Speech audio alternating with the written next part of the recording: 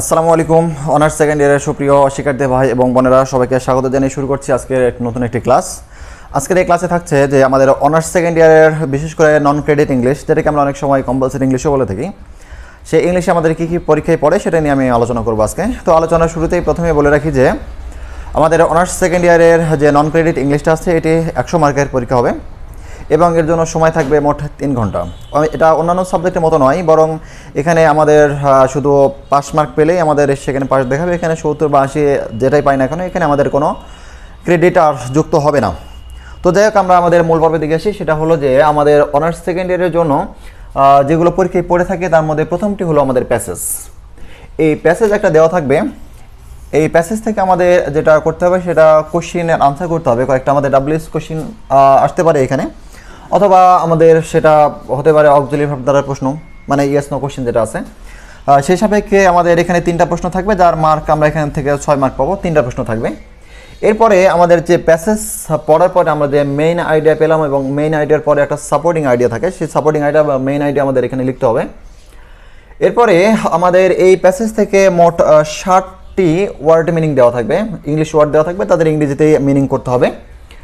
এই 60টির মধ্যে থেকে আমাদের উত্তর করতে হবে মোট 5টা। তার জন্য আমাদের 5 মার্ক থাকছে। আমাদের এরপরে আসে সামারি, অর্থাৎ পুরো যে প্যাসেজটা আমরা পড়তেছি সেই প্যাসেজের আমাদের একটা সামারি লিখতে হবে। এই সামারি মার্কটাও 5 থাকছে। তাহলে আমাদের প্যাসেজ থেকে মোটামুটি এ বি সি ডি এই 4টা অংশ এটা ভাগ হয়ে গেল। এবার আমাদের এসে সেন্টেন্স কারেকশন বিষয়ে 2 নম্বরে আমরা পাবো সেন্টেন্স কারেকশন। এখানে টোটাল 60টি সেন্টেন্স দেওয়া থাকবে, অর্থাৎ ইনকারেক্ট সেন্টেন্স দেওয়া থাকবে। সেখানকার থেকে মোট 5টি সেন্টেন্সকে আমাদের কারেক্ট করতে হবে, অর্থাৎ আনসার করতে হবে, যার জন্য মার্ক থাকছে 5। এরপরে আমরা নোটিশ, পোস্টার, স্লোগান, অ্যাডভার্টাইজমেন্ট এই ধরনের বিষয়গুলো দেখতে পাবো, যার মধ্যে থেকে আমাদের জন্য দেওয়া থাকবে মোট 2টা। আমাদের জন্য অপশান থাকছে হয় নোটিশ অথবা পোস্টার অথবা স্লোগান। এইভাবে আমাদের 2টা পড়বে, সেখান থেকে উত্তর করতে হবে আমাদের 1টা, মার্ক হলো 4। এরপরে আমাদের আছে প্যারাগ্রাফ। এই যে প্যারাগ্রাফের কথা বললাম, প্যারাগ্রাফ আছে থাকবে মোট 3টা। প্যারাগ্রাফ 3টি থাকবে, যার মধ্যে থেকে লিখতে হবে আমাদেরকে 1টা। 3টে থাকলে আমাদেরকে 1টা লিখতে হবে। আবার 5 নম্বরে যে প্রশ্নটা পড়বে সেটি হলো আমাদের অ্যাপ্লিকেশন দেওয়া থাকবে অথবা লেটার দেওয়া থাকবে, যেটাকে আমরা অনেক সময় ফর্মাল লেটার বা ইনফর্মাল লেটার বলি। ফর্মাল লেটারটা আসলে হলো অ্যাপ্লিকেশন, আর ইনফর্মালটা হলো লেটার, যেটাকে আমরা আমাদের বন্ধুর কাছে লিখে থাকি অথবা বাবা মার কাছে লিখে থাকি, ঠিক সেটাকে লেটার বলা হয়ে থাকে। তো এরকমভাবে আমাদের অপশান দিয়ে দেবে, অর্থাৎ অর দিয়ে দেওয়া থাকবে, সেখান থেকে আমাদের 2টার মধ্যে কোনো একটা লিখতে হবে। তারপর 6 নম্বরে আসি এসে। এই যে এসে সম্পর্কে অনেকের অনেক ভুল ধারণা রয়েছে যে এসেটা আসলে কী জিনিস। আমরা সাধারণত বাংলাতে যেটা বলে থাকি রচনা বলে থাকি, আবার ইংলিশে বললে যেটাকে কম্পোজিশন বলা হয়, ঠিক সেটাই এখানে এসে নামে পড়ে। তো এইখানে এসে প্যারাগ্রাফের মতো হয়ে এখানে 3টা দেওয়া থাকবে, যেখান থেকে আমাদেরকে আনসার করতে হবে 1টি। এবার আসি কোশ্চেন নাম্বার 7 নম্বর প্রশ্নে আমাদের রিয়ারেন্স দেওয়া থাকবে। এই রিয়ারেন্সটা আমাদের অন্যান্য ক্লাসের মতো নয়, বরং রিয়ারেন্স এখানে হলো জাম্বল ওয়ার্ড, অর্থাৎ এলোমেলো ওয়ার্ড দেওয়া থাকবে। সেই এলোমেলো ওয়ার্ডগুলোকে আমাদেরকে সঠিকভাবে সাজাতে হবে। যেমন এখানে একটা সোজাসাপটা একটা সেন্টেন্স হলো হি ইটস রাইস। তো এই যে সেন্টেন্সটা এবার উল্টানো দেওয়া থাকবে। প্রথমে রাইস থাকতে পারে, তারপরে হি থাকতে পারে, তারপরে ইটস থাকতে পারে। তো এটাকে আমরা সাজাতে পারি, যেমন হি ইটস রাইস এভাবে সাজাতে পারি আমরা।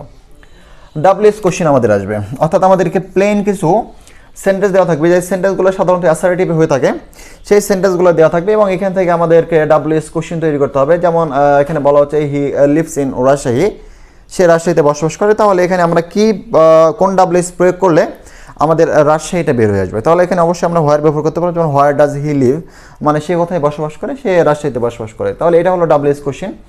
এরকমভাবে আমাদের এখানে থাকবে হলো টোটাল 60টা, রিয়ারেন্স যেভাবে আমাদের থাকবে 60টা, উত্তর করতে হবে 5টা।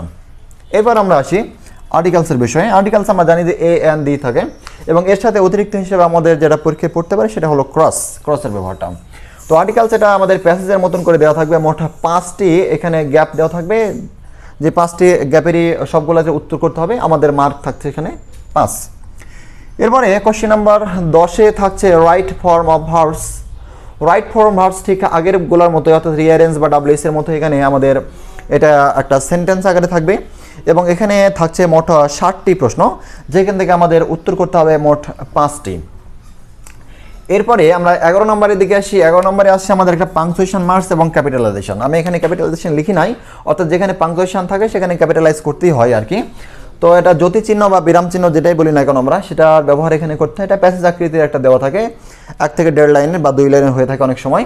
সেখানে আমাদের কিছু ভুল দেওয়া থাকে, অর্থাৎ যেগুলো দেওয়া থাকবে না আমাদের সেগুলোকে দিতে হবে, অর্থাৎ সেখানে আমরা দাঁড়িয়ে, কমা, অ্যাপোস্ট্রফি এগুলো ব্যবহার করব। এরপরে কোশ্চেন নাম্বার 12তে থাকবে পার্টস অফ স্পিচ, অর্থাৎ বিভিন্ন এখানে আমাদের মোট 60টি ওয়ার্ড দেওয়া থাকবে। যে 60টি ওয়ার্ডের আমাদেরকে বলা হবে যে কোনোটা নাউন তৈরি করো, কোনোটা অ্যাডজেক্টিভ, কোনোটা ভার্ব অথবা কোনোটা অ্যাডভার্ব তৈরি করো। ঠিক সেভাবে আমাদেরকে সেটা লিখতে হবে। এবং এখানে আরেকটি বিষয় হলো যে যেই ওয়ার্ডটা আমাদেরকে তৈরি করতে বলবে সেই ওয়ার্ডের আমাদের একটা সেন্টেন্স তৈরি করতে হবে, তো বাক্য তৈরি করা লাগবে। কোশ্চেন নম্বর 13তে আসি আমাদের সিনোনিম এবং অ্যান্টোনিম সম্পর্কে।